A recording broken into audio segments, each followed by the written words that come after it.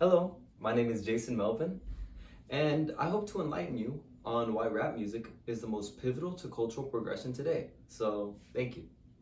Now, what is it that interests you? Is it art or fashion? Or could you just make it easy on me and say it's music instead? Well, whatever it might be, there's a good chance that it has ties with contemporary hip hop. Now, due to it being the dominant music genre, it goes without saying that there are elites to this industry, and they have exclusive say on what is labeled cool and what isn't. It is my goal to bring light to this, and after shedding light to the fact, it will become apparent that rap has a notable influence on nearly everything. But how did this come to be? And how many other figures and industries can garner such a cultural influence? See, to ease this confusion when confronting how the musical industry took such a hold in the world, we will first see an example on how diverse audiences are introduced to it. Furthermore, we will discuss how artists have made their income self-sustaining by becoming entrepreneurs. And finally, we will be able to observe how artists pass the torch to other younger generational artists. And this will ensure the preservation of hip-hop and mainstream media is sealed.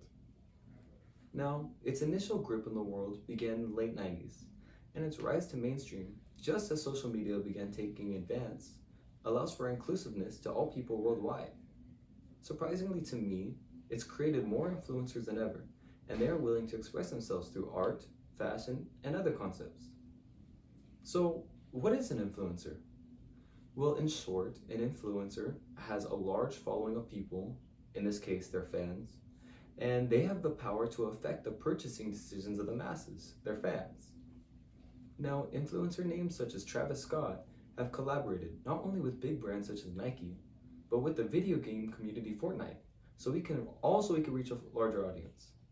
And this may not seem significant if it doesn't have to do with you, but this is how hip hop became the dominant music genre.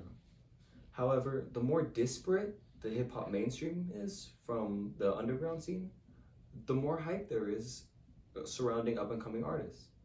So, in other words, the more layers to unravel about rap, your mainstream being the surface layers, and the lesser known subcultures of rap being a little more subliminal, the more the focal point of a conversation can be about somebody who is up and coming, somebody you can anticipate. Now, this is culture. It creates a topic that the masses can talk about, something everybody can have an opinion on. And because it's had the most social progression, it therefore has the strongest cultural influence of all music genres. Simply being a rapper won't sustain for long, however, but people like Kanye West have managed to exponentially make money without relying on music to do so. See, just 4 years ago, he found himself $53 million in debt after investing into his Yeezy brand. As of April of this year, however, he was verified a billionaire by Forbes magazine. Now, this may be a generalization, but time has shown again and again that almost no rapper makes hits indefinitely. A fall from relevancy doesn't particularly mean that they don't have cultural impact anymore, though. This only further reinforces the idea that some additional income is definitely necessary, something external from music.